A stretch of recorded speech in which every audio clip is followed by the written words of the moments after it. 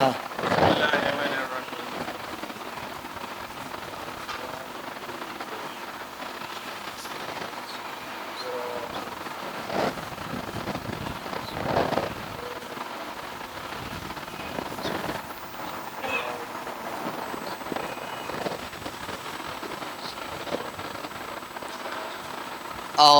بالله من الشيطان الرجيم. بسم الله الرحمن الرحيم.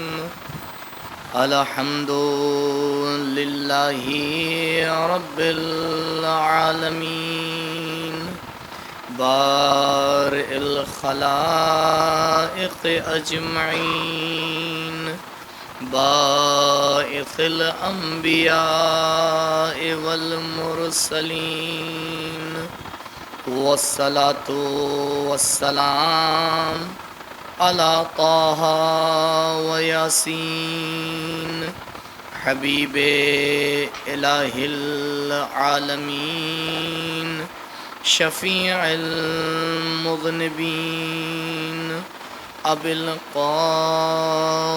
المصطفى محمد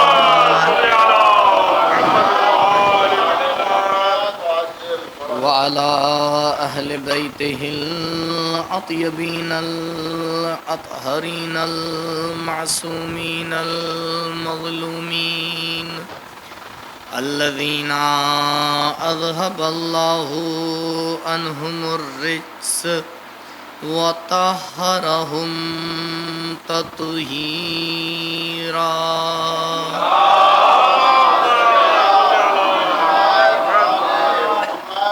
ولا سيما على الحجة الثاني عشر بقية الله المنتظر ولعنة الله على أعدائهم وقتلتهم ومنكري فضائلهم ومصائبهم أجمعين. أما بعد فقد قال رسول الله صلى الله عليه وآله من رزقه الله حب الأئمة من أهل بيتي فاز خير الدنيا والآخرة. درود پڑھیں بر محمد.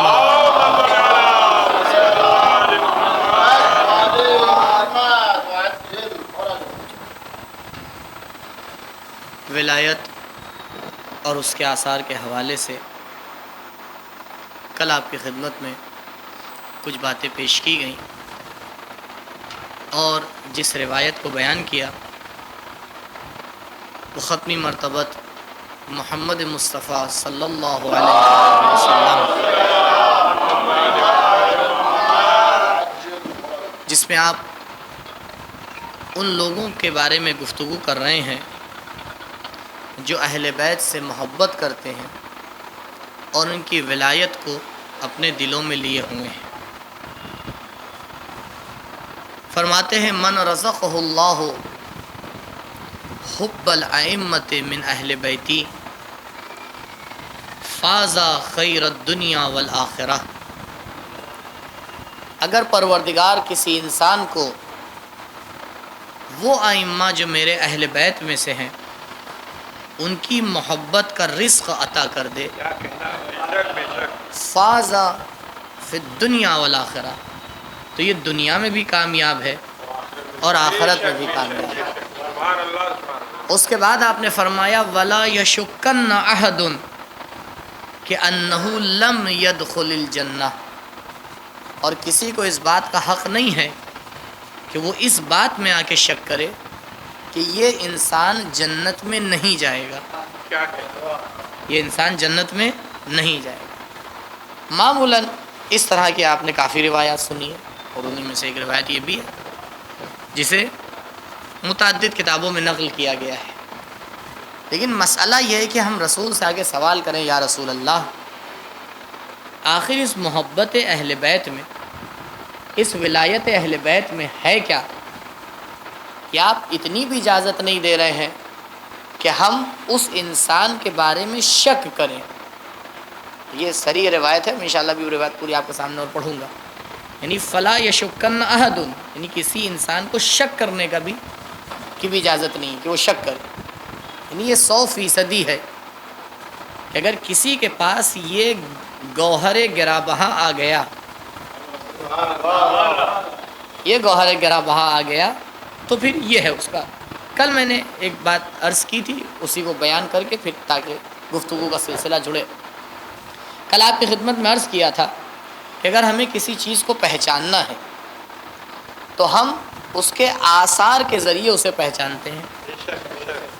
اگر آپ کو یہ پتہ لگانا ہے کہ اس پانی کی گرمی کتنی ہے تو آپ کے پاس کوئی پیمانہ ہوگا، وہ آ کے بتا دے گا کہ اس کی گرمی اور اس کی حرارت کتنی ہے. اسی طرح سے دنیا کا طریقہ کار ہے، اور یہ بھی طریقہ ہے کہ ہر چیز کے آثار کو سمجھنے کا پیمانہ الگ ہوتا ہے. ایک ہی پیمانے کو ہر جگہ استعمال نہیں کیا جا سکتا. کل میں نے مثال دی تھی، لکڑیوں کو تولنا ہے تو پیمانہ الگ ہوگا، ہیروں کو تولنا ہے تو پیمانہ الگ ہوگا، سونے کو تولنا ہے تو پیمانہ الگ ہوگا.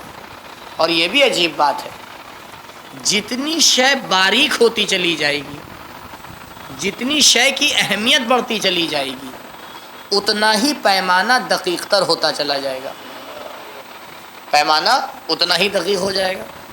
سونا کا اہمیت بہت ہے، قبلہ آپ کو نہیں معلوم. تو پیمانہ جو بنایا گیا تو اتنا باریک بنایا گیا، اتنا دقیق بنایا گیا کہ اگر آپ نے اس پہ پھونکا تو اس نے بتا دیا. لیکن قبلہ لکڑی ہے، کیا کرنا ہے، 5 کلو 10 کلو آگے پیچھے بھی ہو جائے تو کوئی بات نہیں. آپ کو 5-6 کنٹل چاہیے، 5-6 کنٹل میں 5-10 کلو کو کون حساب لیتا ہے؟ کوئی حساب نہیں لیتا. کیوں؟ کیونکہ اس شے کی اہمیت نہیں ہے. تو عزیزوں، اگر روایات کسی چیز کو اہمیت دیں تو سمجھ جائیے گا مسئلہ بڑا باریک ہے، کیونکہ ہر مسئلے کو اہمیت نہیں دی جاتی ہے. جب آ کے روایت اس طرح سے کہے کہ اگر ایک انسان کو پروردگار نے ولایت اور محبت اہل بیت دے دی تو اب یہ دنیا میں بھی کامیاب ہے، آخرت میں بھی کامیاب ہے، اور یہ 100% جنت میں جائے گا. تو یا رسول اللہ آخر کار اس میں ہے کیا؟ اب دیکھیے غلط فہمی ہو گئی ہے معاشرے میں. یہاں تک کہ تو روایت کو لے لیا، بھائی ابھی روایت آگے بھی ہے، کیونکہ حضرت فرماتے ہیں کہ جس انسان کے پاس یہ گوہر ہوتا ہے اس میں 20 صفات پائی جاتی ہیں. 10 صفات دنیا میں ہیں اور 10 صفات آخرت میں ہیں. اور کل میں نے اشارہ کیا تھا کہ دیکھیے، محبت ہو، عقیدہ ہو، جو کچھ ہو، یہ سب ایک قلبی امر ہے. یعنی محبت بڑھتی چلی جائے گی، وزن نہیں بڑھنے والا، وزن اتنا ہی رہے گا. ہو سکتا ہے الٹا ہی ہو جائے، محبت بڑھتی جائے، بیماری بڑھتی جائے اور وزن گھٹ جائے، ہے نا. تو کوئی یہ نہیں کہہ سکتا کہ مجھے تول لیجئے، دیکھ لیجئے محبت اہل بیت کتنی ہے. نہیں، تولنے وولنے سے نہیں آتی ہے. تو بھی سمجھا کیسے جائے بھئی؟ یہ چیز جو دلوں کے اندر ہے اور ہر کوئی دعویٰ کر دیتا ہے، اور یہ بھی طے شدہ بات ہے کہ ہر دعویٰ سچا نہیں ہوتا، کیونکہ ہر دعویٰ اگر سچا ہوتا تو پھر کربلا میں چراغ کو بجھا کے سکھایا نہ جاتا. بھائی وہاں تو سبھی سچے تھے. اب مولا جب یہ سارے سچے گوہر جمع ہوئے ہیں تو پھر یہ امتحان لینے کی کیا ضرورت ہے؟ یہاں تو آپ ایسے ہی کام کو آگے بڑھا دیجئے. کہا نہیں، ایک اصل اور ایک پرنسپل دے کے جا رہا ہوں کہ دیکھو جو بھی دعویٰ کرے اس کے دعوے پہ دلیل ضرور مانگ لینا، دلیل ضرور مانگ لینا، کیونکہ نہیں معلوم اپنے دعوے میں سچا ہے سچا نہیں ہے. جناب سب روایت میں تاریخ لکھتی ہے کہ اس پیڑ کو جا کے پانی دیتے تھے کہ جس کے لیے مولا نے فرمایا تھا کہ میسم تمہیں اس پہ لٹکایا جائے گا. تو صرف دعویٰ نہیں تھا بلکہ اس کے ساتھ ساتھ دلیل بھی پیش کرتے تھے. اگر ایسا ہوتا تو وہ ہر وہ کام کرتے کہ نہ پیڑ رہے گا نہ ہم لٹکائے جائیں گے. کہا نہیں، اس پیڑ کو تو رہنا ہے ہی، کیونکہ علی نے کہا ہے. پیڑ تو رہے گا، پیڑ تو کوئی ختم نہیں کر پائے گا، تو کم سے کم میں پانی دے کے اپنی سچائی کو تو ثابت کر دوں. کیونکہ وہ پیڑ میسم کے پانی کا محتاج نہیں تھا، کیونکہ جب مولا نے کہہ دیا کہ یہ ہونا ہے تو ہونا ہے، چاہے میسم پانی دے چاہے پانی نہ دے، وہ پیڑ باقی رہتا. لیکن میسم نے پانی دے کے دنیا والوں کے لیے ثابت کر دیا کہ میں کتنا اپنے دعوے میں سچا ہوں. درود پڑھے بر محمد و آل محمد.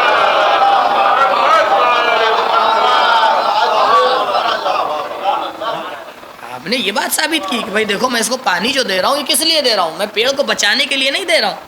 بالکل وہی واقعہ جو آپ نے سنا ہے نا کہ جب جناب ابراہیم کو آتش نمرود میں پھینکا جا رہا تھا تو ایک چڑیا اپنی چونچ میں ایک قطرہ پانی لے کے چلی. اب واقعہ ہو یا افسانہ لیکن ہے مطابق حقیقت ہے. کیوں؟ کیونکہ آج بچوں کو آداب جانوروں کی کہانی سنائے جاتے ہیں. شیر کا قصہ، میں شیر کب سے بولنے لگا، بھالو اور کہا نہیں دیکھیے خرگوش اور کچھوے میں دوڑ ہوئی تھی. آج تک آپ نے نہیں کہا یہ جھوٹا ہے. کیوں نہیں کہا؟ کبھی آپ کے ذہن میں آئے کہ جھوٹا ہو سکتا ہے؟ کسی نے سوچا ہی نہیں، جبکہ 100% بات ہے کہ بھائی پکا گڑھا ہوا جھوٹ ہے. لیکن آداب سکھانے کے لیے ہے، آداب سکھانے کے لیے ہے. کہا انسان کو لا کے رکھیں گے تو کسی کی دل آزاری ہو جائے گی.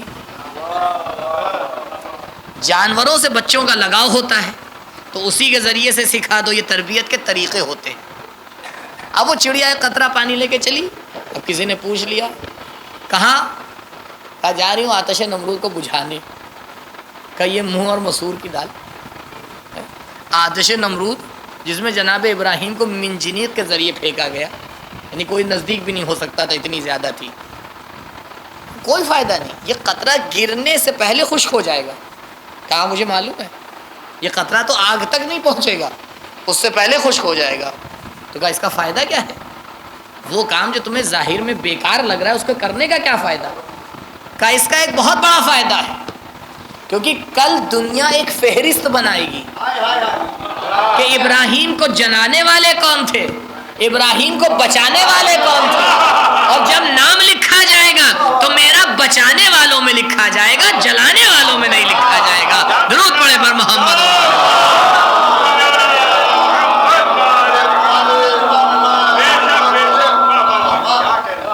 تو انسان بسا اوقات کام اس لیے نہیں کرتا ہے کہ ظاہری طور پر اس کا کوئی نتیجہ ہو، نہیں، بلکہ کام اس لیے کیا جاتا ہے بہت سے کام کہ جو اندر عقیدہ ہے وہ ظاہر ہو جائے. جو عقیدہ ہے وہ ظاہر ہو جائے. اور ظاہر کرنے کے لیے آپ کے پاس ایک ہی راستہ ہے، دوسرا ہے ہی نہیں، اس کو کہتے ہیں عمل. اب آپ کہتے رہیے عقیدہ کافی ہے، ہو ہی نہیں سکتا، ہو ہی نہیں سکتا.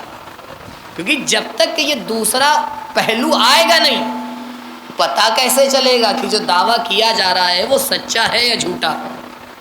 اسی لیے جب کوئی محبت کا دعویٰ کرتا ہے تو سب سے پہلے اسے آزمایا جاتا ہے. بھائی آزمانے صلوات پڑھے محمد علیہ.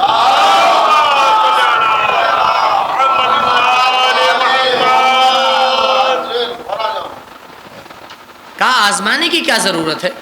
بھائی میں نے کہہ دیا بات ختم ہو گئی. کہا نہیں، آزمانے کی ضرورت ہے، کیونکہ سچے دعوے بڑے کم ہوا کرتے ہیں.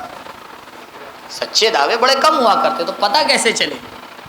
حضرت نے اسی چیز کو آگے بیان کیا ہے. فَإِنَّهُ، اب اس کے بعد سے عبارت شروع ہوتی ہے روایت کی، یعنی رسول آ کے دلیل پیش کر رہے ہیں کہ انہی نے یہ بات کیوں کہی ہے. کیونکہ بات تو بڑی حساس ہے کہ دیکھو اگر کوئی پروردگار اس کو یہ رزق عطا کر دے، محبت اہل بیت عطا کر دے، تو پھر دیکھو اس کا نتیجہ یہ ہوگا. اب انسان پوچھے گی یہ نتیجہ کیوں ہوگا؟ تو اب آگے رسول نے کلیئر کیا، کہا کیونکہ جس کے پاس یہ محبت ہوگی اس کے پاس یہ 10 صفتیں ہوں گی. دنیا میں 10 صفتیں ہوں گی آخرت میں. اور یہ ناممکن سی بات ہے کہ کسی کے پاس یہ 10 صفات موجود ہوں اور وہ دنیا اور آخرت میں کامیاب نہ ہو. تو دیکھیے اصل روایت یوں ہے، یعنی روایت کے 3 حصے ہیں. پہلا حصہ کہ جس کے پاس محبت اہل بیت ہے، یہ پہلا حصہ. یہ کیا ہے؟ یہ ہے دعویٰ. اور ہر کوئی یہ دعویٰ کر لیتا ہے، کیونکہ دعویٰ کرنے میں کوئی خرچہ تھوڑی لگتا ہے. ایک ہلکی سی زبان ہلانا پڑتی ہے، زبان ہلا دی، دعویٰ ہو گیا. حدیث کا دوسرا حصہ کہ دیکھو جو اس بات کا دعویٰ کرے گا اس کے اندر یہ صفات پائی جائیں گی. صفات کو کہا جاتا ہے آثار. یہی تو میں نے موضوع رکھا ہے، ولایت کے آثار. یعنی آثار کو دیکھتے جاؤ، دعوے کو سمجھتے جاؤ. اب صرف دعوے کو نہیں مانا جائے گا بلکہ آثار کو دیکھا جائے گا. اب اگر آثار نظر نہیں آئے اور پلٹ کے کچھ کہہ دیا تو برا مت مانیے گا. آثار ہم نے نہیں بیان کیے ہیں، رسول بیان کر رہے ہیں. درود پڑھے پر محمد و آل محمد.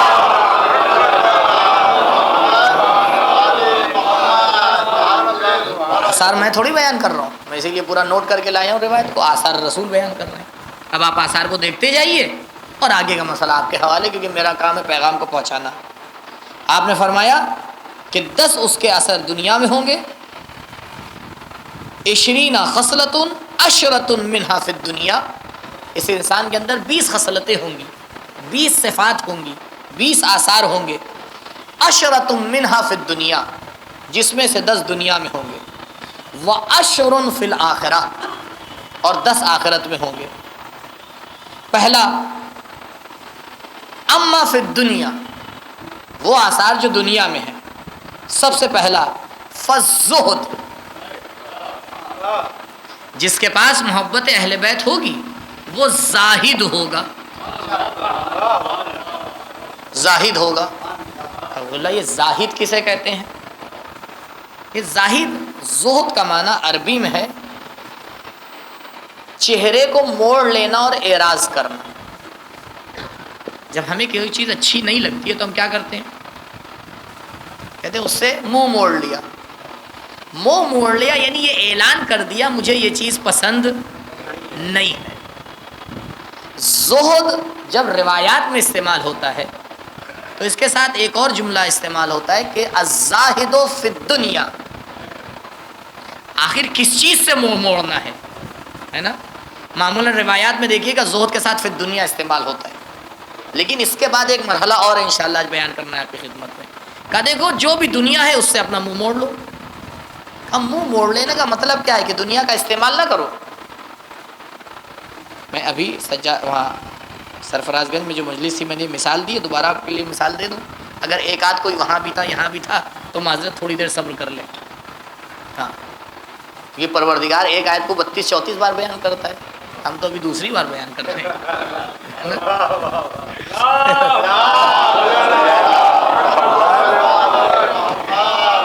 دیکھیے یہ مثال سمجھ میں سب کی آئے گی لیکن آزمایا سب نے نہیں ہے. خدا نخواستہ کسی کی آنکھیں کمزور ہوئی، تھوڑا گیا ڈاکٹر کے پاس، ڈاکٹر نے چیک کیا، ایک نمبر دیا کہ جائیے چشمہ بنوا لیجئے. اب وہ گیا کسی دکان کے اوپر چشمہ بنوانے کے لیے. وہ آتا ہے دیکھتا ہے کہ بھئی یہ فریم اچھا لگ رہا ہے نہیں لگ رہا ہے.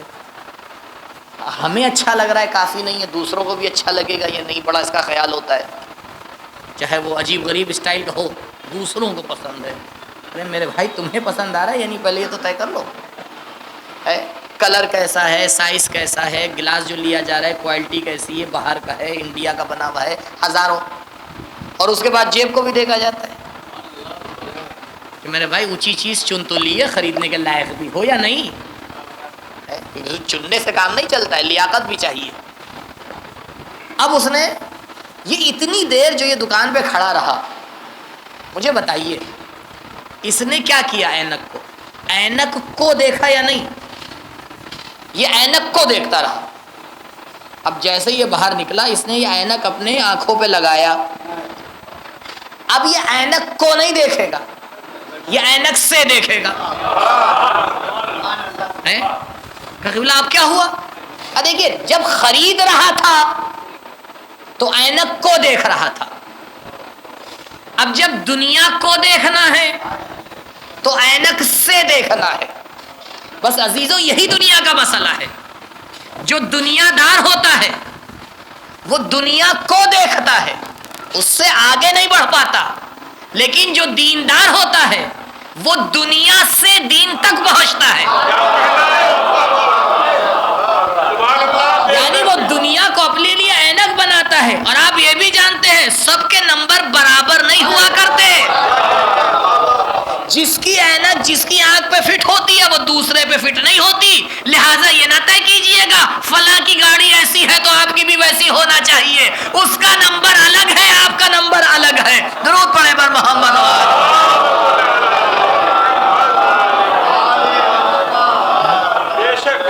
اور یہ تو عجیب بات ہے قبلہ, آپ کمزور ہوتی ہے نمبر بڑھتا چلا جاتا ہے. لہٰذا بہت زیادہ نمبر بڑھانے کے چکر میں نہ رہیے, کیونکہ جب آنکھیں بالکل مفید ہوتی ہے تو اسے کسی نمبر کی ضرورت نہیں ہوتی, اینک کی بھی ضرورت نہیں ہوتی. کہا تو ہم دنیا کو واسطہ بھی نہیں بناتے ہیں بلکہ 3 طلاق دے کے بتا دیتے ہیں کہ ہمارا دنیا سے کیا رابطہ ہے. درود پڑھے پر محمد.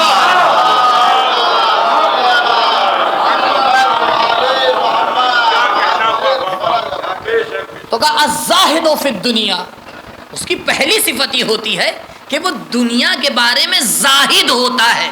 لیکن اس کا مطلب یہ نہیں ہے کہ دنیا کو استعمال نہیں کرتا ہے.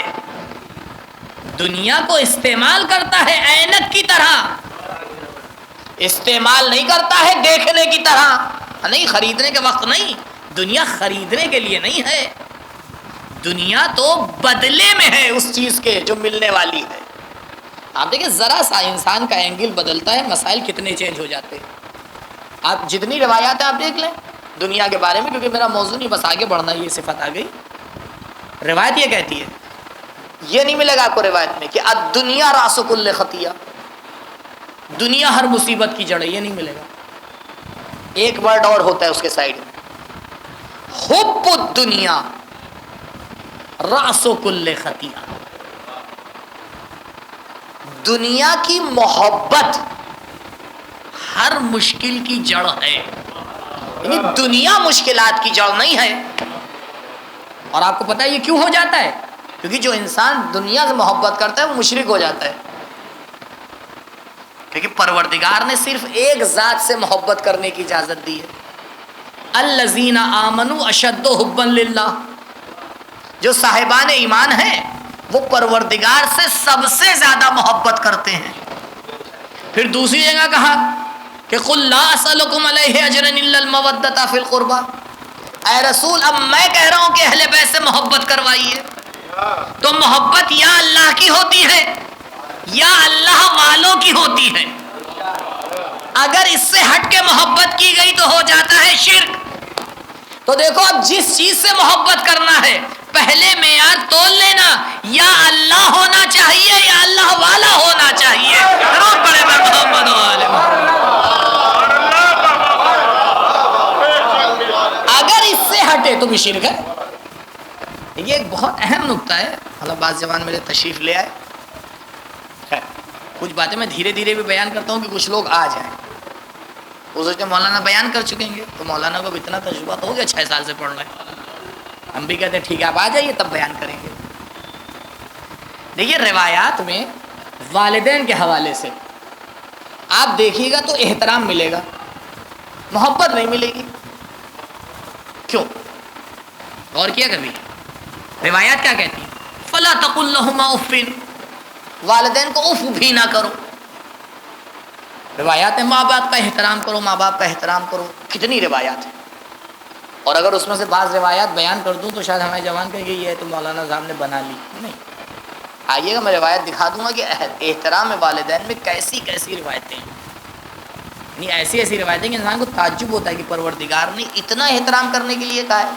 اس کی وجہ ہے کیونکہ جو اپنے مجازی خالق کا احترام نہ کر پائے تو اپنے حقیقی خالق کا کیا احترام کرے گا. کیونکہ المجاز قنطرۃ الحقیقہ, مجاز حقیقت کے لیے پل ہوتا ہے. یہ والدین کا احترام پل ہے تاکہ اس مجازی خالق سے سیکھو جو حقیقی خالق ہے اس کا احترام کیسے ہوتا ہے. تو احترام کے بارے میں آپ کو روایات مل جائیں گی، محبت کے بارے میں نہیں ملیں گی. کیوں؟ کیونکہ عین ممکن ہے والدین ہو خدا والے نہ ہو. یہ ضروری ہے کیا؟ یہ ضروری ہے کہ والدین خدا والے ہی ہوں گے؟ نہیں ہوں گے. بھائی اول اسلام میں کیا ہوا؟ اولاد اسلام لے آئی، ماں باپ اسلام لے کے نہیں آئے. اگر خدا کہہ دیتا والدین کی محبت ضروری ہے تو یہ دعوت شرک ہوتی. کہا احترام کرنا، لیکن محبت خدا اور خدا والوں کے لیے ہے. احترام کے ساتھ محبت والدین تب ضروری ہے جب وہ بھی خدا اور اہل بیت کو مانتے ہو. بڑے پر محمد و آل محمد.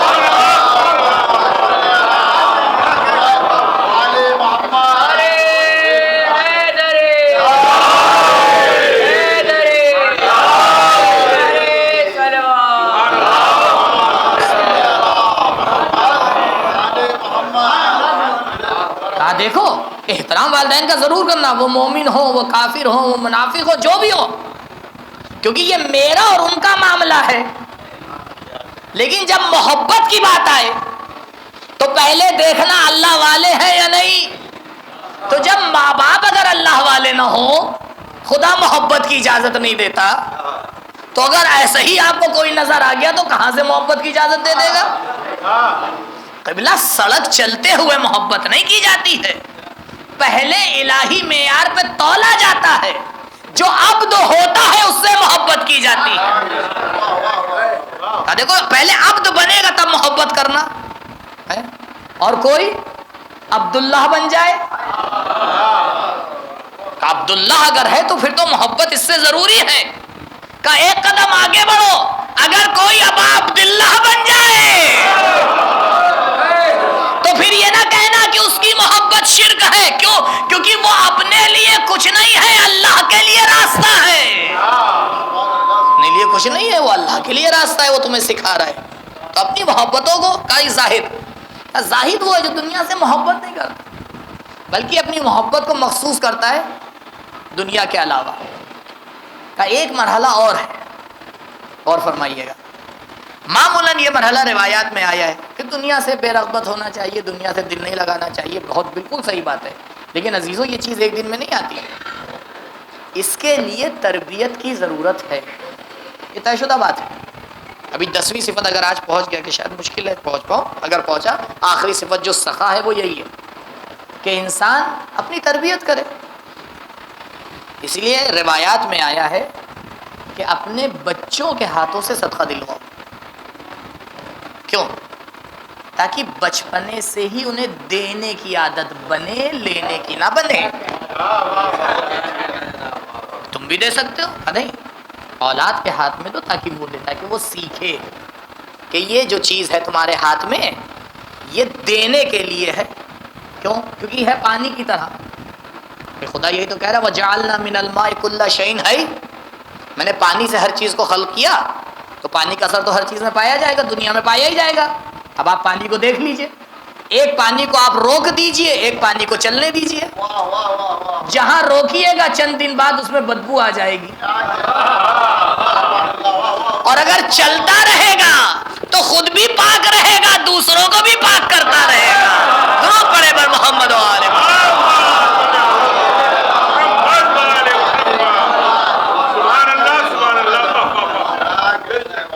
مال و دولت اس طرح سے ہے، اسے دل نہ لگانا، لیکن صحیح استعمال کرنا سیکھنا. کیوں؟ کیونکہ ہمیں امت کا فقر نہیں پسند. روایات ہیں، مولانا نے کہا کہ فقر انسان کو کفر کی طرف لے کے جاتا ہے، مال و دولت گناہ کی طرف لے جاتا ہے، لیکن فقر کفر کی طرف لے جاتا ہے. سیکھو کیسے استعمال کرنا، وہ سکھایا اہل بیت نے. کیسے سکھایا؟ امام حسن علیہ السلام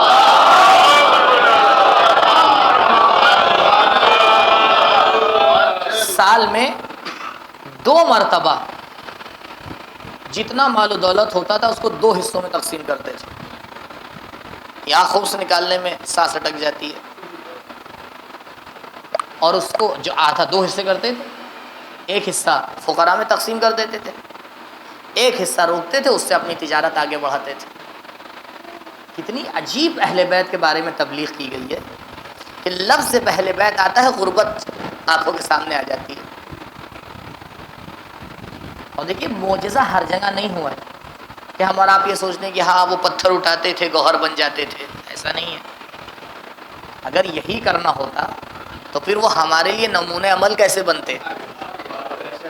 کیسے بنتے؟ محنت سے مولا کائنات نے باغوں کو آباد کیا تھا، معجزے سے نہیں کیا تھا، اور محنت سے آباد کرنے کے بعد خدا کی راہ میں وقف کیا تھا۔ آئیے سیکھو جو ہمارا طریقہ ہے۔ ہم دنیا سے نہیں بھاگتے بلکہ محبت دنیا سے بھاگتے ہیں، کیونکہ ہماری محبت خالص ہے خدا کے لیے۔ تو ایک معنی یہ کیا جاتا ہے زہد کا کہ زاہد اس انسان کو کہتے ہیں جو دنیا سے دل نہ لگائے۔ لیکن میں نے معنی کیا، بار بار اس کو ذہن میں رکھیے گا، اس کا مطلب یہ نہیں ہے کہ دنیا کا صحیح استعمال، بھئی ہر ایک کا دل چاہتا ہے اچھے سے اچھے آزاداری کرے یا نہیں کرے؟ بتائیے کون ایسا ہے کہ جس کا دل نہ چاہتا ہو؟ چاہتا ہی نہیں چاہتا۔ تو جب مال و دولت نہیں ہوگا کرو گے کیسے؟ اگر مال و دولت نہیں ہے تو اکیلے بیٹھ کے گھر میں لائٹ بن کے آزاداری کر سکتے ہیں، لیکن پورے معاشرے میں پیغام پھیلانے کے لیے نہیں کر سکتے۔ تو پروردگار نے یہ نعمت دی ہے تاکہ اس کا صحیح استعمال کیا جائے، اس لیے نہیں دی ہے کہ اس کو بچا کر کے اسے ایسا بنایا جائے کہ دنیا میں بھی گرفتاری ہو جائے آخرت میں بھی گرفتاری ہو جائے۔ جو اسلام کا کانسیپٹ ہے اس کو صحیح سے کلیئر کرنے کی ضرورت ہے۔ جتنے بھی ہمارے اہل بیت ہیں سب مالدار ترین شخصیت تھی۔ امام رضا علیہ الصلوۃ والسلام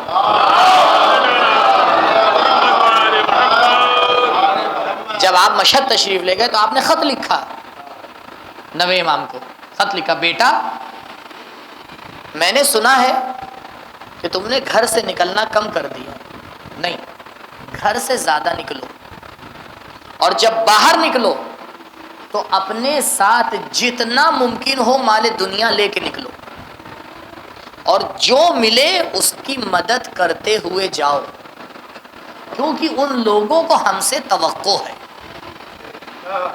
تو اگر تھا نہیں تو امام دے کہاں سے رہے تھے؟ اگر تھا نہیں تو دے کہاں سے رہے تھے؟ اور ایسا کانسیپٹ بنا دیا گیا کہ جس کے کپڑے زیادہ پھٹے وہ اتنا بڑا دیندار مومن۔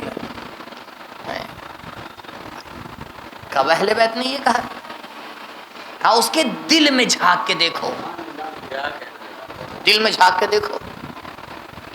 اگر عطا کرنے چلے تو کہ پہلے جو اونٹ پہ لدائے وہ دے دو، پھر کہ اونٹ بھی دے دو، تو خنبر کو مہار چھوڑنا پڑے گی۔ کیوں؟ کیونکہ پتہ ہے علی کی محبت فقط خدا کے لیے ہے، اگر دینے پہ آئیں گے تو پوری کائنات کو بھی عطا کر سکتے ہیں۔ صلوات پڑھے بر محمد۔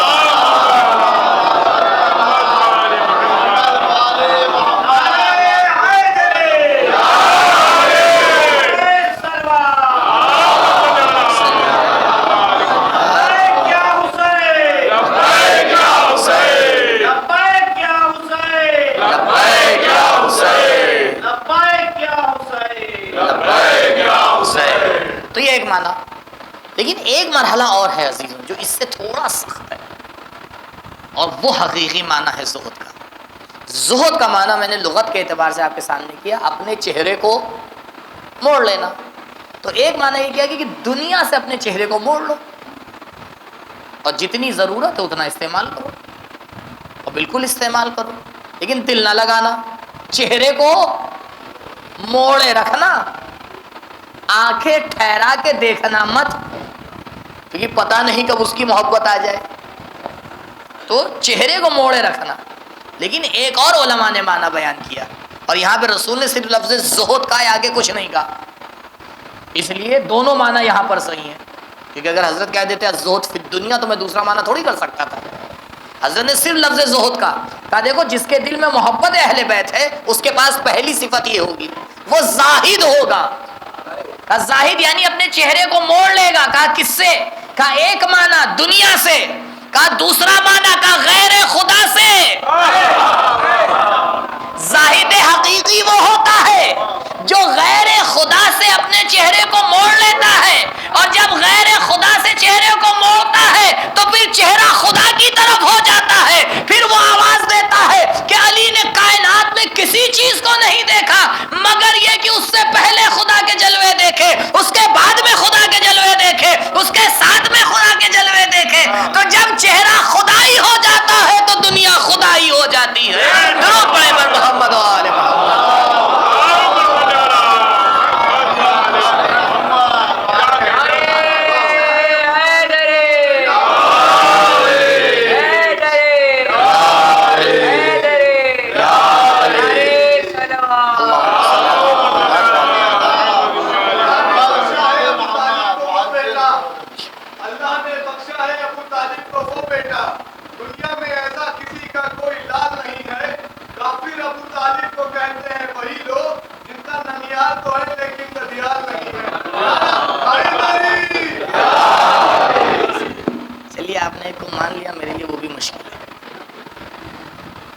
تو کہا زاہد فی الدنیا اور زاہد عن اللہ. کہا دیکھو چہرے کو موڑنے کا مطلب دو ہے.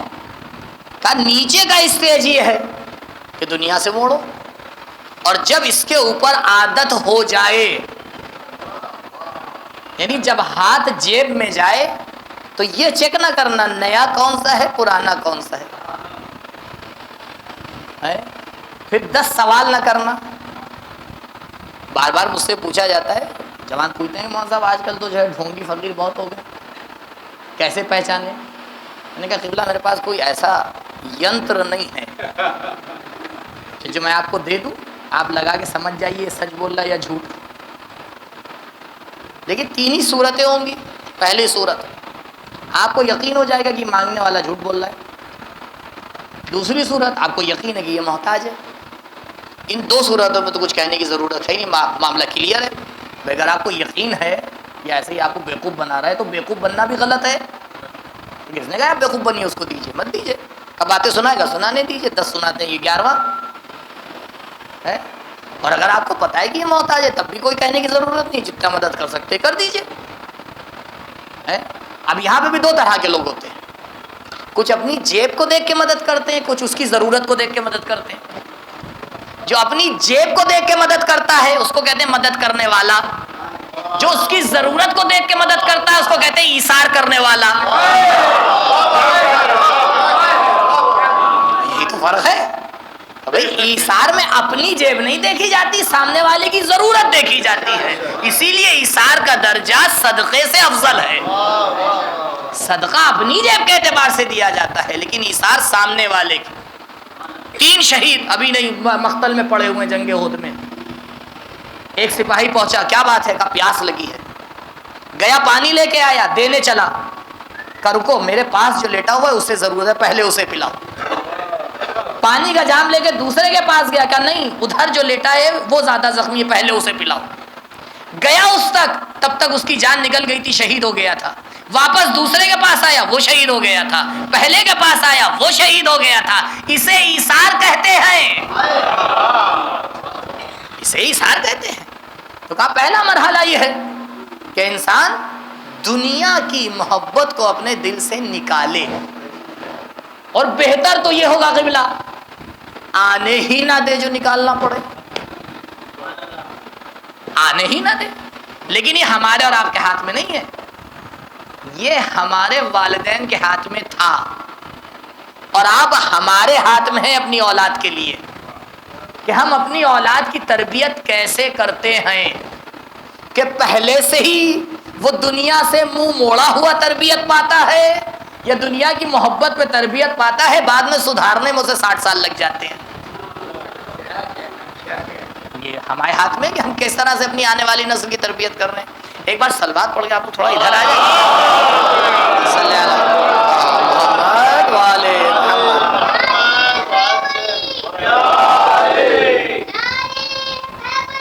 یا علی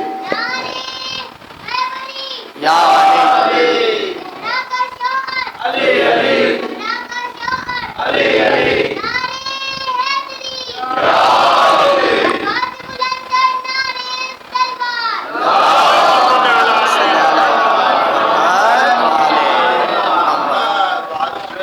کہتے ہیں دعوے کے ساتھ دلیل.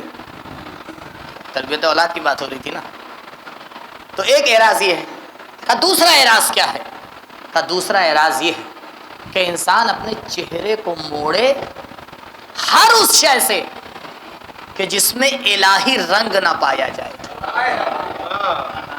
کا پہلے آگے دیکھے یہ خدا یا خدا والا ہے، اگر ہے تو پھر اس کے لیے جان بھی قربان کرنا، اور اگر نہیں تو پھر کچھ بھی اس کو دینا حرام ہے.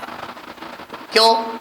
کیونکہ ساری ملکیت خدا کی ہے، اسے نہیں دی جائے گی جو خدا کے بارے میں شرک کرتا ہو.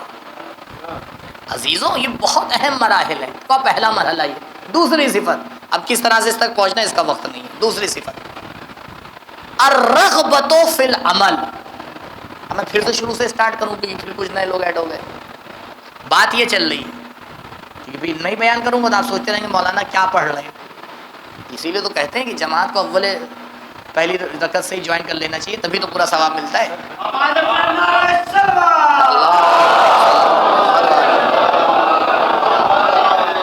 یہ گفتگو یہ چل رہی ہے کہ روایت ہے رسول کی بیان کر رہا ہوں، اس میں حضرت نے فرمایا کہ جو میرے اہل بیت کی محبت رکھتا ہے وہ دنیا میں بھی کامیاب ہے، آخرت میں بھی کامیاب ہے. اور اگر کوئی شک کرے کہ یہ جنت میں نہیں جائے گا تو اس کا شک غلط ہے، وہ ضرور جائے گا. پھر حضرت نے آگے بیان کیا کہ کیوں ایسا ہے، ان دونوں کے درمیان کیا رابطہ ہے. فرمایا یہ رابطہ اس لیے ہے کہ جس کے دل میں محبت اہل بیت ہوگی اس میں یہ 10 صفات ہوں گی دنیا میں اور 10 آثار ہوں گے آخرت میں. پہلی صفت یہ ہے، کل بیان کر چکا کہ آثار سے حقیقت سمجھ میں آتی ہے. یعنی کیا؟ کوئی کتنا بھی دعوی محبت اہل بیت کرتا رہے، قبلہ دلیل دیجئے، ذرا دیکھیں آپ کے دنیاوی معاملات کیسے ہیں. قرضہ لے کے واپس کرتے ہیں یا بھول جاتے ہیں؟ دیوار گرنے کے بعد دوبارہ اٹھاتے ہیں تو وہی سے اٹھاتے ہیں، ایک بالش آگے بڑھ جاتے ہیں. جب اپنوں کو بیچنے چلتے ہیں تو 2 گنا پیسہ ہو جاتا ہے، جب کسی اپنے اور جاننے والے کو دینے چلتے ہیں تو ریٹ گر جاتا ہے. تو یہ دیکھنا پڑے گا کہ آپ کا رویہ دنیا کو لے کے کیسا ہے. جیسا آپ کا رویہ دنیا کو لے کے ہوگا ویسے ہمارا رویہ آپ کو لے کے ہوگا. کیوں؟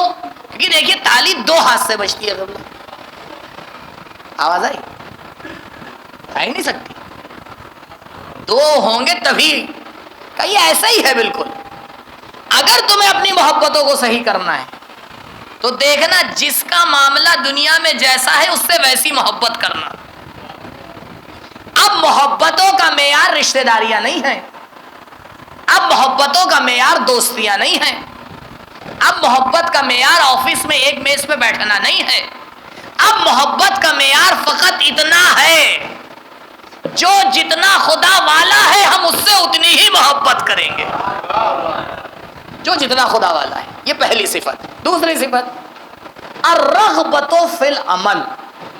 عجیب ہے یہ صفت کہ جس کے دل میں محبت اہل بیت ہے اس کے دل میں چاہت ہوگی عمل کی، چاہت ہوگی، رغبت ہوگی عمل کی. یعنی وہ عمل سے بھاگے گا نہیں، وہ آ کے یہ نہیں کہے گا عقیدہ کافی ہے، وہ یہ کہے گا ہی نہیں. کیونکہ اگر وہ یہ کہے گا تو وہ مجھے جھٹلائے گا. کیونکہ میں یہ کہہ رہا ہوں کہ جس کے دل میں محبت اہل بیت ہوگی وہ سب سے پہلے عمل میں سب سے آگے نظر آئے گا. کہا عمل کا مطلب کیا ہے؟ کہا عمل کے تاج کا نام ہے عبادت، اور عبادتوں کی معراج کا نام ہے نماز.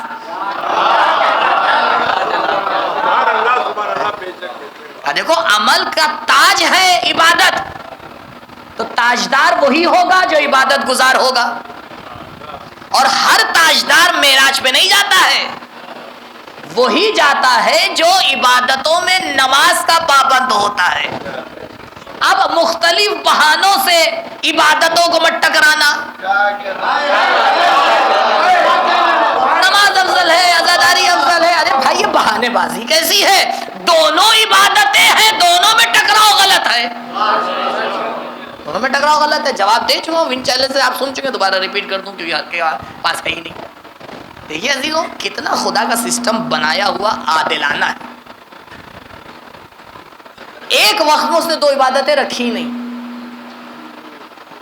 ایک وقت میں ایک ٹائپ کی دو عبادتیں نہیں رکھی اس نے. مثلا جس وقت نماز ظہر اور عصر واجب ہے, کوئی اور نماز واجب ہے, ہو ہی نہیں سکتا کیونکہ ٹکراؤ ہو جائے گا. خدا کیا ٹکراؤ ہوتا ہی نہیں, نہ خدا کیا ہوتا ہے نہ خدا والوں کیا ہوتا ہے. اسی لیے تو کہا کہ بھائی ہم 14 میں کوئی ٹکراؤ نہیں ہے. کہ یہ بتائیے عبادت کا ٹائم, نماز کا ٹائم لمیٹڈ ہے یا ان لمیٹڈ, محدود ہے یا نہیں؟ ابتدا بھی پتہ ہے, انتہا بھی پتہ ہے. کسی کے پاس بھی ایک اپلیکیشن ہے, اس کو پتہ ہے, وہ کھول کے دیکھ لے گا نماز ظہر اتنے بجے شروع ہوگی اتنے بجے ختم ہو جائے گی, نماز مغرب کا ٹائم اتنے بجے شروع ہوگا اتنے بجے ختم ہو جائے گا, نماز صبح کا ٹائم اتنے بجے شروع ہوگا اتنے بجے ختم ہو جائے گا. بالکل کلیئر ہے یا نہیں؟ تو نماز کا ٹائم کیا ہے؟ معین. عزاداری کا غیر معین. بھائی میرے پاس 9 بجے ٹائم تھا, قبلہ نے 9 بجے مسجد رکھ دی, میرے پاس 6:45 بجے ٹائم تھا, وہاں انہوں نے 6:45 بجے رکھ دی. کسی نے آ کے مجھ سے کیا پوچھتا, کیا وعدہ لیتے, مولانا آپ کے پاس کب ٹائم ہے؟ یعنی ہم 24 آورز عزاداری کے لیے فری ہیں. آپ بتائیے, آپ کا صبح ٹائم نہیں ہے, ہم دوپہر میں رکھ لیں, دوپہر میں ٹائم نہیں ہے, رات میں رکھ رہے, رات میں ٹائم نہیں ہے, بتائیے کس وقت ٹائم ہے؟ ہمیں تو عزاداری کرنا ہے. آدھی رات میں کر لیں, نماز صبح سے پہلے کر لیں, بعد میں کر لیں, کبھی بھی کر لیں. قبلہ ٹکراؤ وہاں ہوتا ہے جہاں پہ دونوں چیزوں کی حد طے ہو. نماز محدود, عزاداری لامحدود, ٹکراؤ ہو ہی نہیں سکتا. اگر ہو رہا ہے تو ہم ٹکراؤ کر رہے ہیں, ہے نہیں؟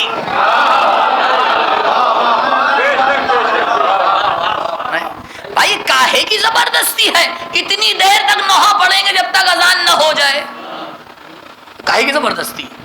بھائی اگر 2 بول کم پڑھ لیں گے, نہ تو کوئی آسمان سے کچھ نازل ہونے والا ہے, نہ زمین ہلنے والی ہے.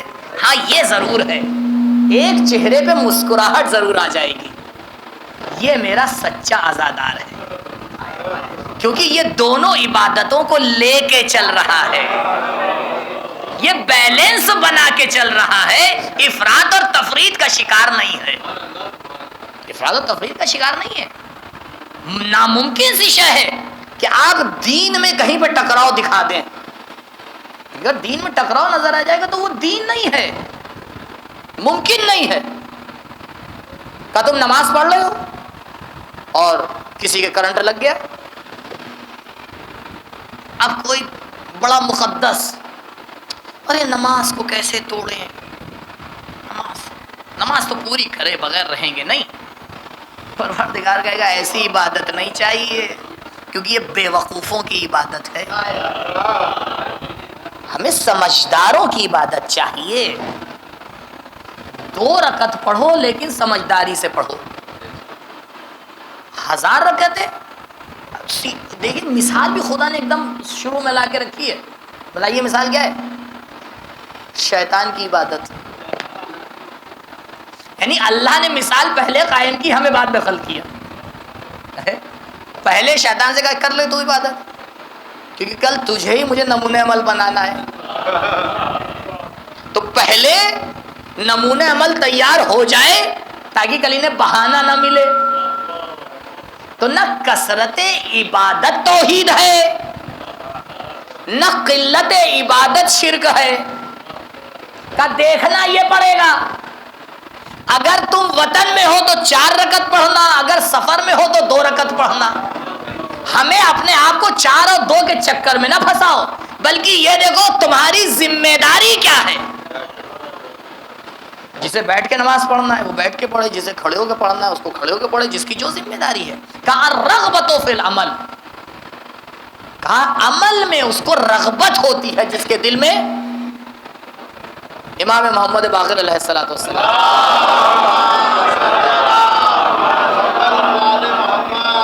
تیز دھوپ, جسے ہمارے زبان میں کہتے ہیں بڑی کڑک دھوپ تھی, آپ کھیت میں حل چلا رہے ہیں. ادھر سے سفیان ثوری کا گزر ہوا، ایک مقدس مارٹ ٹائپ کا انسان. دیکھا اس نے دور سے کہ امام اتنی دھوپ میں پسینہ جبین سے بہہ رہا ہے اور آپ حل چلا رہے ہیں. اس نے دل میں سوچا جاؤں ذرا نصیحت کروں. دیکھتے نا جب انسان کی عقل پہ پتھر پڑتے ہیں تو یہ ہوتا ہے. کسے نصیحت کرنے جا رہے ہیں؟ جس کو پروردگار نے نصیحت کرنے کے لیے بھیجا ہے، سننے کے لیے نہیں بھیجا. یہی تو کہا کہ میرے اہل بیت کو کچھ سکھانا مت، جو کہیں بس کرتے جانا چپ چاپ. پہنچا، امام نے دیکھا کہ جا کے کھیت کی پگڈنڈی باؤنڈری پر کھڑا ہو گیا. امام رکے، آئے اس کے پاس، کیا بات ہے؟ کہ میں یہاں سے گزر رہا تھا، سوچا کچھ آپ کو نصیحت کر دوں. ہمارا آپ ہوتے تو وہیں اس کو سیکھیں کردار. کہاں کہو کیا کہہ رہے ہو؟ اس کا مطلب کیا ہے؟ یعنی اگر کوئی نصیحت کرنا چاہے پہلے سن لینا، ولو عالم آل محمد ہونا. اس کو بولنے کی اجازت دینا، وہ اپنی بات تو پوری کر لے. بولو پہلے سے پتا ہے جو کہے گا غلط کہے گا، پہلے سے پتا ہے کہ غلط ہی کہے گا، یہ ہمیں کیا سکھانا ہے؟ کہاں کہو کہ اچھا نہیں لگتا، آپ پیغمبر کی ذریت میں سے ہیں اور آپ دنیا کے لیے اتنی محنت کر رہے ہیں، اچھا نہیں لگتا. تھوڑا سا آپ جو ہے وہ چھوڑیے، اتنی گرمی میں کہاں آپ لگے. امام نے کہا سن، میں نے اپنے جد سے روایت سنی کہ آپ نے فرمایا وہ انسان جو اپنی فیملی اور اپنے گھر والوں کے لیے محنت کرتا ہے، اس کے عرق کا پسینہ، اس کے جسم کا عرق اور پسینہ اس شہید کے خون کی طرح ہے جو میدان میں جا کے جنگ لڑتا ہے. اور سن، تو مجھے محنت سے روک رہا ہے، یہ بتا کہ تو پروردگار کی راہ میں کتنی محنت کرتا ہے. میں کم سے کم محنت کر رہا ہوں، سکون سے وقت تو برباد نہیں کر رہا ہوں. اسی لیے روایت نے آگے بڑھ کے کہا کہ وہ انسان جو سست ہوتا ہے پروردگار کے نزدیک اس سے بدتر کوئی نہیں. عزیزوں، یہ محبت کا اثر ہے. انہی آثار سے سمجھا جائے گا کہ ایک جوان اپنے وقت کا کتنا صحیح استعمال کرتا ہے. اس سے سمجھا جائے گا کہ اہل بیت کو کتنا چاہتے ہو. نعرے لگانے سے نہیں سمجھا جائے گا، بلکہ زندگی میں شیڈیول کو دیکھ کے سمجھا جائے گا. جتنی تمہاری محنت ہوگی، جتنی عمل کے اندر رغبت ہوگی، اتنا سمجھتے جانا کہ اہل بیت کا طرفدار ہے. اور جتنے اصحاب ہیں آپ اٹھا کے دیکھ لیجئے، میں ایک کی تاریخ تو نہیں بیان کر سکتا، آپ ان کی زندگی اٹھا کے دیکھ لیجئے، ایک صحابی آپ کو ایسا نہیں ملے گا جو اپنی عملی زندگی میں سست نظر آئے. ہو ہی نہیں سکتا، کیونکہ وہ اہل بیت کا چاہنے والا ہے، آخری مرحلے تک عمل کرتا ہے. اسی لیے روایت میں آیا کہ دنیا کے لیے ایسے محنت کرو جیسے ہمیشہ دنیا میں رہنا ہے. ایسے دنیا کے لیے محنت کرو. کوئی شخص دنیا سے گیا، مسلمان جنازہ لے کے آئے، قبرستان میں آ کے دفن کیا. رسول آگے بڑھے، آپ نے قبر کے اوپر کے حصے کو صحیح کرنا شروع کیا مٹی کے ذریعے سے. پھر دیکھا حضرت نے ایک چھوٹا سا، مٹی ختم ہو گئی، قبر کے اوپر لگا دی، مٹی ختم ہو گئی. حضرت نے دیکھا ایک چھوٹا سا سوراخ بچا ہوا ہے. حضرت نے کہا دوبارہ مٹی تیار کرو. کسی نے کہا یا رسول اللہ آپ کیا کہیے، جو سوراخ رہ گیا اس کو بھی بند کرنا ہے. یا رسول اللہ تو مر گیا، کھپ گیا، چلا گیا، چھوڑیے، کیا ہے اتنا سا. نہیں، پروردگار یہ چاہتا ہے کہ اگر مومن کسی کام میں ہاتھ لگائے تو بہترین طریقے سے اسے انجام دے، بہترین طریقے سے اسے انجام دے. انجام دینا مہم نہیں ہے، بلکہ ایسا انجام دے کہ دوسرے کہیں ہاں علی والے کرتے ہیں تو ایسا کرتے ہیں. بہترین طریقے کی آپ کو مثال دے دوں نا، کہ جب علی والے کرتے ہیں تو بہترین طریقے سے کرتے ہیں. دنیا ڈرون بھیجتی ہے، ایک کو گراتے ہیں ایک کو چھوڑ دیتے ہیں. بھائی اگست کی شروعات کا ہی تو واقعہ ہے. کس کا تھا؟ انہی کا تو تھا جو علی والا ہونے کا دعویٰ کر رہے تھے. کہا دیکھو ہم صرف دعویٰ نہیں کرتے ہیں. جس ڈرون میں کوئی پائلٹ نہیں تھا اسے گرا دیا. جس میں انسان تھے اس کی فوٹو کھینچ کے بھیج دی. کہا اسے بھی گرا سکتے تھے. تم نے بھی ہمارا ہوائی جہاز گرایا تھا جو مسافروں کو لے کے جا رہا تھا. تمہارا ڈرون تو جنگی لوگوں کو لے کے آ رہا تھا. لیکن ہم کردار سے کردار ملانا چاہتے ہیں. ہم بتانا چاہتے ہیں کہ معاویہ کا کردار کیسا ہوتا ہے, علی والوں کا کردار کیسا ہوتا ہے. کہاں پڑے بر محمد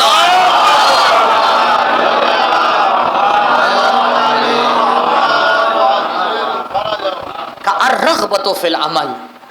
بہت اہم مسئلہ ہے عزیزوں. ہمیں دیکھنا ہے کہ ہم عمل کے میدان میں کہاں ہیں.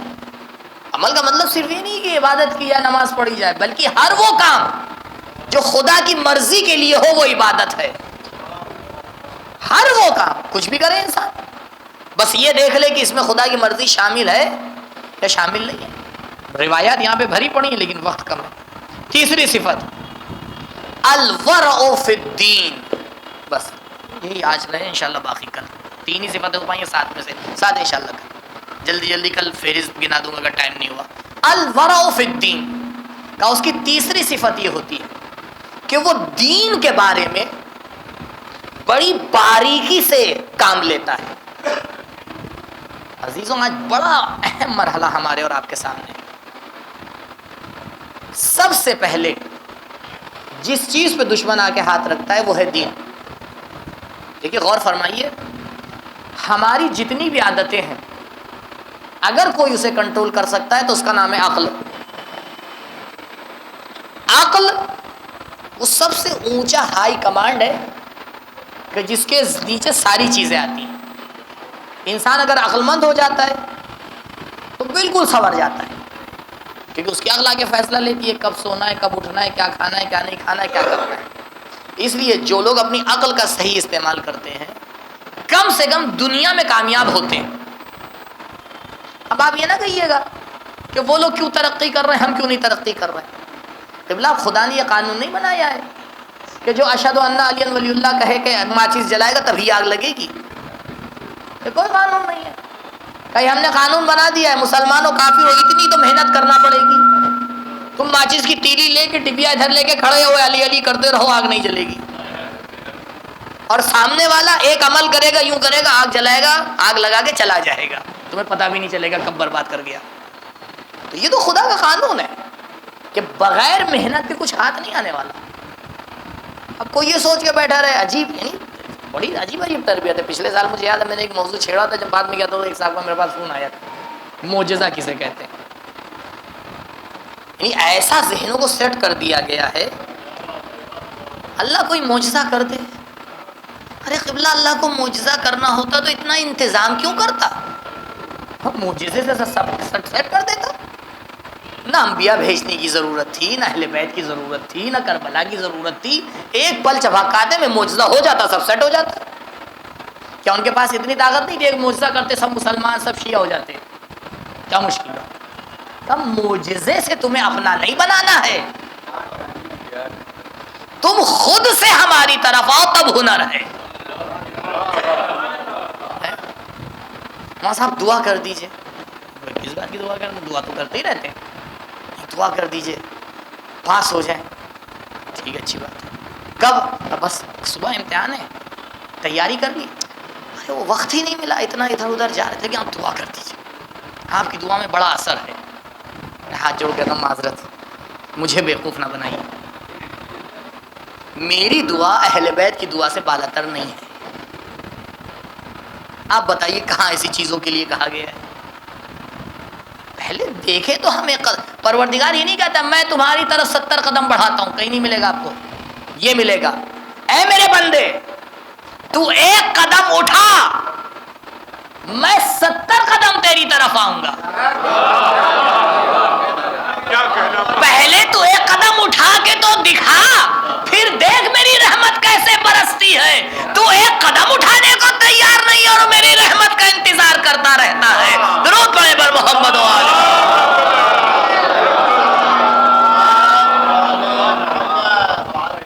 صفت ہے الورع فی الدین. تیسری صفت دین کے بارے میں بڑے احتیاط سے کام لینا. تو عقل سب سے اوپر ہے، لیکن عقل کے اوپر بھی ایک چیز ہے عزیزوں جو عقل کو بھی کنٹرول کرتی ہے. بس وقت میں ہی تمام کرنا ہے انشاءاللہ. جو عقل کو بھی کنٹرول کرتی ہے جس کا نام ہے دین. آپ ہزاروں دین کی باتیں ایسی مانتے ہیں جس کو عقل قبول نہیں کرتی. عقل فیصلہ نہیں لے پاتی. کون سی عقل فیصلہ لیتی ہے نماز صبح 2 رکعت ہو؟ کون سی عقل فیصلہ لیتی ہے کہ خمس 20% دیا جائے؟ میری عقل جو فیصلہ لیتی ہے میں آپ کو بتا دوں، میری عقل یہ فیصلہ لیتی ہے کہ سال بھر خرچ کیجئے، خوب کمائیے اور خوب خرچ کیجئے، اور جتنا بچے سب خمس دے دیجیے. میری عقل یہ کہتی ہے. میں دین کی بات نہیں کر رہا ہوں، کلپ بنا کے نہ چلا دیجیے گا. ہاں میری عقل. کیوں؟ کیونکہ میری عقل یہ کہتی ہے بس کل بھی میرے پاس کچھ نہیں تھا، کل بھی کچھ نہیں رہے گا. بس دینے والا خدا ہے تو بھائی سال بھر میں نے خرچہ کر لیا، اب جتنا بچا دے دیا، جو کل ضرورت ہوگی پھر خدا دے دے گا. لیکن اللہ کو معلوم ہے اتنا بڑا جگر کسی کے پاس ہے نہیں. کا 20% دے دو، اسی میں لرز جاؤ گے. سب کہہ دیں گے تو دین سے ہی بھاگ جاؤ گے. تو عقل کے فیصلے کہاں اور دین کے فیصلے کہاں؟ دین کے فیصلے عقل سے اوپر ہوتے ہیں. لہذا کبھی بھی دین کو عقل کی کسوٹی پہ اتارنے کی کوشش مت کیجیے گا. جو پڑھتا ہے وہی بگڑتا ہے. اسی لیے دین میں کانسیپٹ تقلید کا رکھا گیا ہے. قبلہ کہ دیکھو جس کی تقلید کرنا ہے اسے عقل سے طے کر لو، لیکن جس چیز میں تقلید کرنا ہے وہاں عقل نہ دوڑانا. بات کلیئر ہے نا بھائی؟ خدا کو تم عقل سے پہچانو لیکن خدا کے احکام میں عقل مت لڑانا.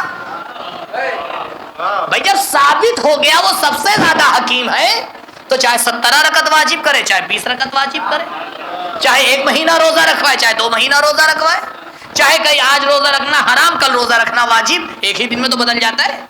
رمضان کا آخری دن واجب دوسرے دن حرام. پروردگار یہ کیسی بات ہوگا کہ تمہارا دین نہیں ہے میرا ہے. تمہارا کام دین پر عمل کرنا ہے، میرا کام ہے دین کو بنا کے بھیجنا. جب ذمہ داریاں بدلتی ہیں تو مسائل بدل جاتے ہیں. ہم دین بنانے لگتے ہیں، عمل کی کوئی خبر ہی نہیں ہوتی ہے. درود پڑھیں بر محمد.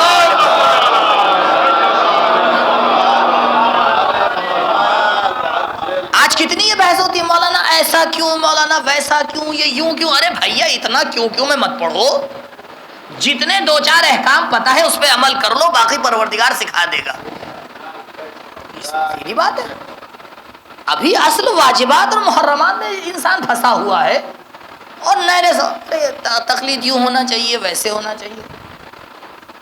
میں ایک مثال دے رہا ہوں آپ سے کئی دن سے، یعنی کل بھی آیا تھا، میں دینا چاہ رہا تھا مثال. دیکھیے محبت اہل بیت آسان چیز نہیں ہے عزیزوں، بڑی اس کے لیے قربانیاں دینا پڑتی ہیں. ابھی 3 صفتیں صرف بیان کی کہ محبت اہل بیت کے اثر میں 3 صفتیں ہوں، ابھی 7 بچی نہیں ہیں. کا پہلی صفت اس کے اندر یہ ہونا چاہیے کہ وہ زاہد ہو. دوسری صفت ہونا چاہیے کہ عمل کرتا ہو، سست نہ ہو، 11 بجے تک سوتا نہ ہو. اب بتا نماز صبح کے بعد سوئے گا تو 11 بجے تک ہی سوئے گا. بھائی کیا کیا جائے؟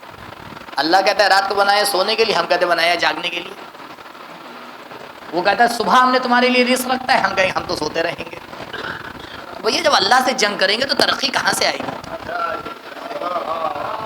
بھیا جس نے سسٹم بنایا ہے اس کے سسٹم کو فالو کرو، ترقی خود بخود مل جائے گی. نہیں ہم اپنے سسٹم پہ چلیں گے. تو وہ کہتا ہے ٹھیک ہے تم اپنے سسٹم پہ چلو، دیکھ لیں گے کتنا پڑھ لیتے ہو. جو خدا کے بنائے ہوئے سسٹم پہ چل رہے ہیں ولو خدا کو نہ مانے تب بھی ترقی ملتی ہے. سسٹم پہ چلنے کے لیے ماننا ضروری نہیں ہے. کس نے کہا ہے کہ آپ کس ڈاکٹر سے یہ کہا گیا ہے آج تک کہ آپ فلاں جو ہے وہ کمپنی کا نسخہ استعمال کر رہے، کمپنی پہ ایمان لائیے. امن نسخے پہ عمل کرنے کے لیے ایمان لانا تھوڑی شرط ہے. نسخہ ہے، جو عمل کرے گا نتیجہ لے گا. ہاں ایمان لے آئے گا تو ثواب بھی ملے گا. بھائی وہ نسخے پہ عمل کر لیتے ہیں، نتیجہ پا لیتے ہیں، ثواب تو نہیں ملتا ہے. یہاں ثواب بھی نہیں ملتا ہے، نتیجہ بھی نہیں ملتا ہے. بڑی مصیبت. خاص باتوں کو بہت جلدی کہنا پڑتا ہے تاکہ ہر کوئی سمجھ نہ پائے. تو کہا عقل کے اوپر ہے دین. امام رسول فرما رہے ہیں کہ جس کے دل میں محبت ہوتی ہے اہل بیت کی، وہ دین کے بارے میں بڑی باریکی سے کام لیتا ہے. دین کو کھلواڑ نہیں بناتا، دین کو اپنی ہوا و ہوس کا شکار نہیں بناتا، بلکہ پہلے یہ دیکھتا ہے اگر یہ دین ہے، غور کیجئے، دین کو اپنے حساب سے نہیں موڑتا، اپنے ذوق کو دین کے اعتبار سے بناتا ہے. بے شک بے شک. یہ وہ نہیں کرتا جو یہ چاہتا ہے، وہ کرتا ہے جو دین چاہتا ہے.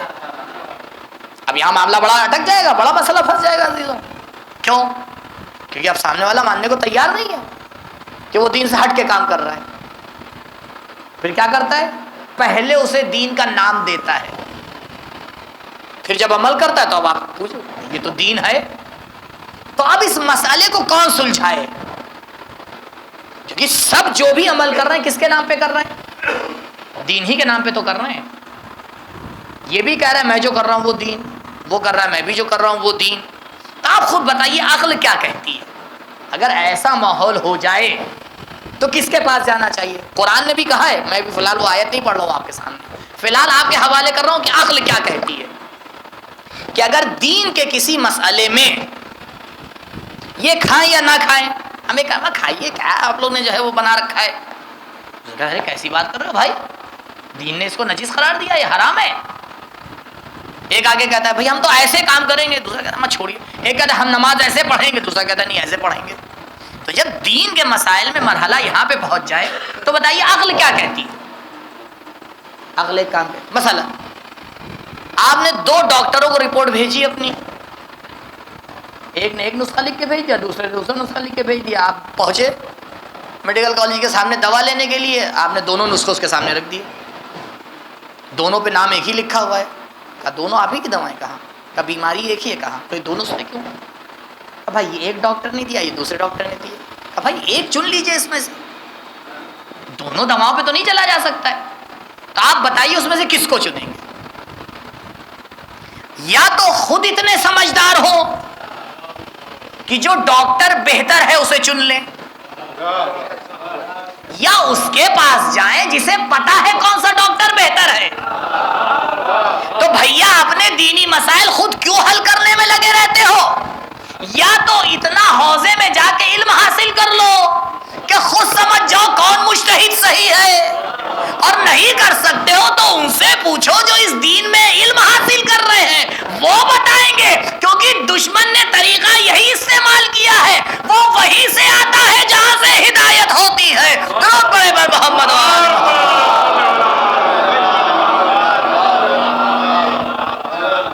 دین جذبات کا نام نہیں ہے، دین جذبات پر کنٹرول کرنے کا نام ہے. ہم نے بالکل الٹیا کو الٹا بنا دیا ہے. جہاں ہمیں پسند آئے وہ دین، جو ہمیں پسند نہیں آئے وہ کفر. اور لوگ نئے نئے فتوے بھی لگتے رہتے ہیں، آپ تو جانتے ہیں. وہ الفاظ یہاں سے استعمال کرنا اچھا نہیں ہے کہ آئے دن نئے نئے آتے ہیں، یہ ایسے ہو گئے، وہ ویسے ہو گئے، یہ یوں ہو گئے، وہ یوں ہو گئے. مقبلہ ایک بار اپنے گریبان میں بھی جھانک لیے کہ آپ کیسے ہو گئے. ایک مسئلہ بیان کر کے ربط مصائب دوں گا، غور فرمائیے گا. قرآن نے ایک حکم دیا سورہ مبارکہ واقعہ میں، لا یمسہ الا المطہرون، کہ قرآن کو پاکیزہ ذات کے علاوہ کوئی نہیں چھو سکتا. اس کے ذیل میں روایات بھی موجود ہیں. فقہا نے آ کے اس سے ایک فتویٰ دیا کہ قرآن کی آیات پر بغیر وضوحات نہیں لگایا جا سکتا. سب آپ کو معلوم ہے یہ فتویٰ، صحیح؟ میں نے اسی لیے اس کا سورس بھی بتا دیا آپ کو کہ اس کا سورس کیا ہے. یہی سورہ مبارکہ واقعہ کی آیت ہے، اور اس آیت کے ذیل میں جو روایات ہیں. پھر فقہا نے ایک چیز اور دیکھی. کیا کہا؟ نبی 2 چیزیں چھوڑ کے گئے ہیں، ایک نہیں. قرآن نہیں چھوڑ کے گئے، اہل بیت بھی چھوڑ کے گئے. تو انہوں نے کہا جب قرآن کی آیات کو تم ہاتھ نہیں لگا سکتے تو اہل بیت کے نام کو بھی ہاتھ نہیں لگا سکتے. ایسے فقیہ کو کہا جاتا ہے اس کی ولایت کمزور ہے. ایسے فقہا کو کہا جاتا ہے ان کی ولایت. تو نتیجہ کیا نکلا کہ اہل بیت کا نام کسی بھی شکل میں ہو، چاہے وہ لکڑی پہ لکھا ہو، چاہے وہ چاندی پہ لکھا ہو، چاہے وہ کاغذ پہ لکھا ہو، آیات جیسے بھی فارمیٹ میں ہو، بغیر وضو ہاتھ نہیں لگا سکتے. عجیب لوگوں کو میں نے دیکھا، ایک طرف سے دعوی محبت اہل بیت بھی اور دوسری طرف سے احکام کی پامالی بھی. یہ کون سے اہل بیت کے ماننے والے ہیں؟ ارے کم سے کم کچھ نہیں کر سکتے، ان کے اسما کا تو احترام کر لو. جو اہل بیت کے نام کا احترام نہ کر پائے وہ کردار کا کہاں سے احترام کر پائے گا؟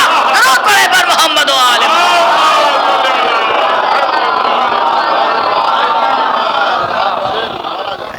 اور پھر دعویٰ کس بات کا ہے؟ وہ لفظ استعمال ہی کر دوں تاکہ آپ کا صبر جو ہے وہ اس کا امتحان نہ ہو. مولائی، یہ تو ورڈ قسم خدا کی اتنا فری میں بٹنے لگا ہے، کوئی اس کا ایگریمنٹ ہے ہی نہیں، بغیر سائن کے سب چلا رہے ہیں. ایسے نہیں چلتا ہے. یہ جو روایت پڑھ لوں وہ ایگریمنٹ ہے. پہلے یہ صفات ہوں گی تب یہ لقب جچے گا، نہیں تو چوری کا کہلائے گا. ایسے ہی تھوڑی لقب آ جاتا ہے. بڑی لعنتیں کرتے ہیں، غصب کر لیا، غصب کر لیا. کیوں کرتے ہیں میرے بھائی؟ غصب میں فرق کیا ہے؟ کوئی مقام کو غصب کرتا ہے، کوئی صفات کو کرتا ہے.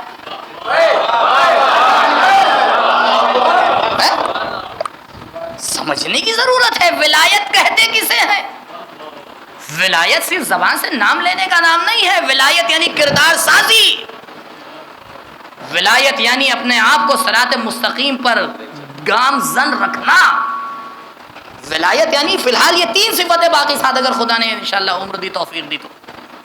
اور یہ میں نے اسی لیے رسول کی روایت لے کے آیا تاکہ کوئی آگے پیچھے نہ ہو. کیونکہ کہیں اور سے لے کے آتے تو کہتے ہیں ہاں یہاں تک کہ صحیح ہے، وہاں تک کہ غلط ہے. کیونکہ ہم نئے نئے طریقے نکل آئے نا، روایت بھی پیش کریے تو اس میں بھی جو ہے وہ شوشے لگنے لگتے ہیں. تو ابھی الحمدللہ اتنا تو پتہ چل گیا کہ کون سی روایت پیش کرنا ہے. اب یہ ایک روایت حجت ہے ہر اس انسان کے لیے کہ جو اپنے آپ کو محب اہل بیت کہتا ہے. یہ ایگریمنٹ ہے، اسے دیکھ کے طے کیا جائے گا. کسی کے دعوے کو قبول نہیں کیا جائے گا. مولا نے چند لوگوں کو بھیجا ایک انسان کے پاس جو مولا کے خیمے سے تھوڑی دور تھا. کہا جاؤ اس سے کہہ دو کہ حسین تمہیں مدد کے لیے بلا رہے ہیں. بڑی خوش نصیبی ہے عزیزوں کہ امام کسی سے یہ کہہ دے کہ ہم تمہیں. چند صحابی گئے جس میں ایک جناب زہیر بھی ہیں. گئے اور خیمے میں جا کے، اس کا خیمہ تھوڑی دور پہ لگا ہوا تھا. کہا خوشا نصیب زہرا کے لال نے تمہیں یاد کیا ہے. عجیب انسان تھا. کہا اللہ اکبر، میں تو کوفے سے اسی لیے نکلا تھا کہ میرا سامنا حسین سے نہ ہو. کہا فیصلہ لو کیا کرنا ہے. کہا جاؤ مولا سے کہہ دو. میں مولا کو چاہتا تو ہوں، ساتھ نہیں دے سکتا، ساتھ نہیں دے پاؤں. جناب زہیر چند لوگوں کے ساتھ واپس آئے. کہا مولا یہ پیغام دیا. کہا اچھا. مولا اٹھے، ردا اوڑھی، چند اصحاب کو ساتھ میں لیا، خود پہنچے.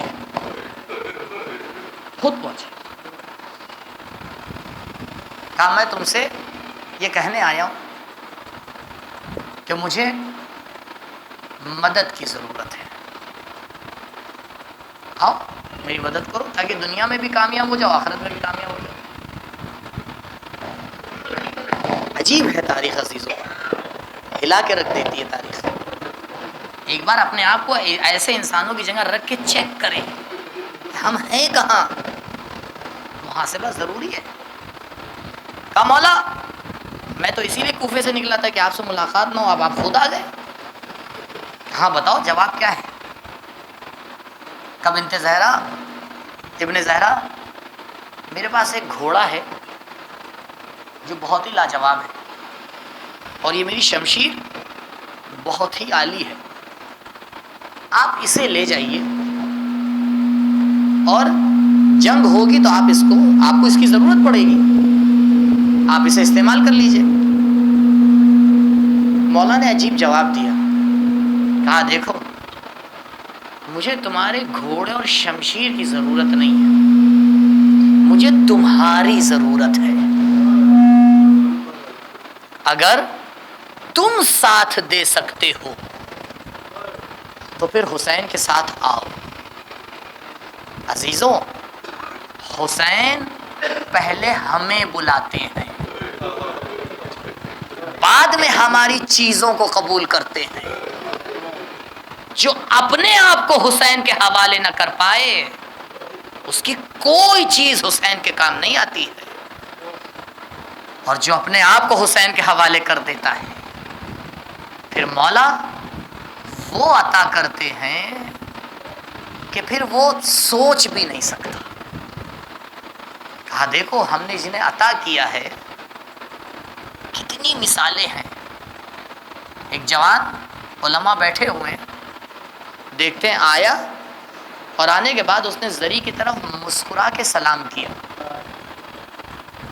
عالم فوراً سمجھ جاتا ہے، فوراً اٹھ کے آئے، اس جوان کو روکا، کہا یہ بتاؤ یہ کون سا طریقہ ہے حسین کو سلام کرنے کا؟ وہ بھی سمجھ گیا کہ کچھ بات سمجھ میں آ گئی ہے۔ کہا کیوں حسین کے در پہ جو آتا ہے اس کی آنکھوں سے آنسو گرتے ہیں، کوئی مسکرا کے سلام نہیں کرتا۔ یہ کیا طریقہ ہے تمہارا، اتنا مسکرا کے تم نے اتنے عجیب انداز میں سلام کیا؟ کہا ہاں کیونکہ جب میں آتا ہوں تو میں خود امام کی زیارت کرتا ہوں، اور جس انداز میں امام مجھے سلام کرتے ہیں میں اسی انداز میں جواب دیتا ہوں۔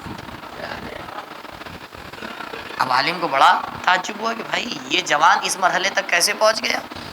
تو اس نے اپنی کہانی سنائی، اس نے اپنے ماں باپ کی کہانی سنائی کہ وہ ان کو زیارت پہ لے کے آتا تھا، ایک شب جمعہ ایک کو لے کے آتا تھا، ایک شب جمعہ ایک کو لے کے آتا تھا۔ کہا ایک شب جمعہ جب میرے باپ کی نوبت تھی تو میری والدہ نے کہا کہ بیٹا آج مجھے بھی لے کے چل۔ میں نے کہا ماں بارش ہو رہی ہے اور سواری میرے پاس ایک ہی ہے، اور یہی طے ہوا ہے کہ ایک ہفتے آپ جائیں گی ایک ہفتے میں والد کو لے کے جاؤں گا، اور آج ان کی باری ہے۔ کہا نہیں بیٹا مجھے نہیں پتا میں اگلے ہفتے تک زندہ رہوں گی یا نہیں۔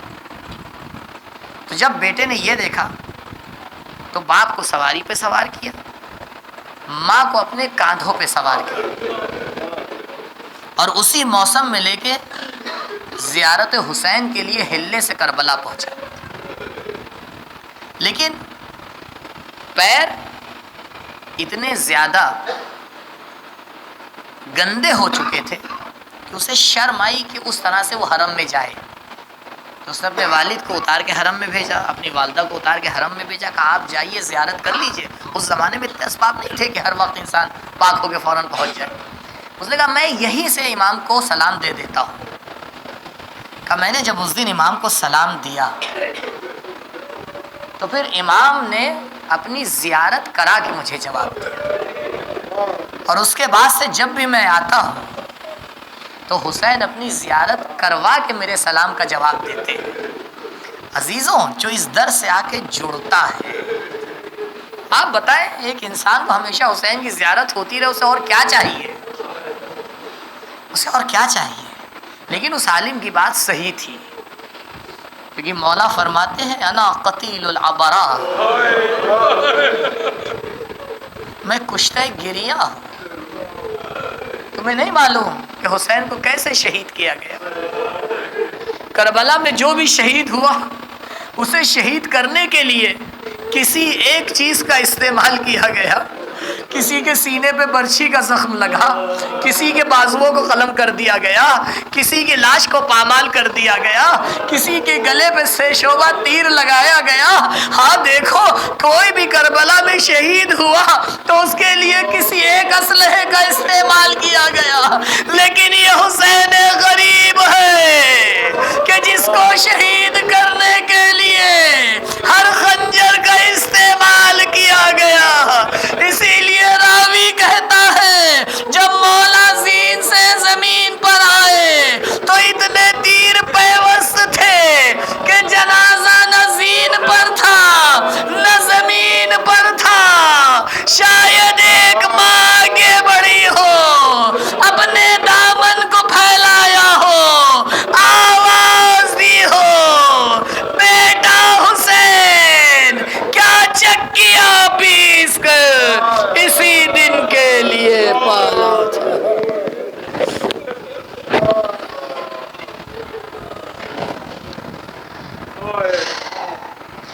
الا لعنۃ اللہ علی القوم الظالمین سیعلم الذین ظلموا ای منقلب ینقلبون انا للہ و انا الیہ راجعون رضا بقضائہ و تسلیما لامرہ لا معبود سواک یا غیاث المستغیثین۔ بار الہ امام کے ظہور میں تعجیل فرما، ہمارا نام ان کے اعوان و انصار میں شمار فرما۔ پروردگار پرچم اسلام کو سر بلند فرما، پرچم کفر و نفاق کو سر نگوں فرما۔ بار الہ تیری توحید کو ماننے والے اس دنیا میں جہاں جہاں بھی ہیں ان کی جان مال عزت و آبرو کی محافظت فرما۔ بار الہ علماء عالم کا سایہ ہمارے سروں پہ باقی رکھ، مملکت اسلامیہ کا تحفظ فرما۔ پروردگار جب ہم اس دنیا سے جائیں تو ایک ہاتھ میں قرآن دوسرے میں دامن اہل بیت ہو۔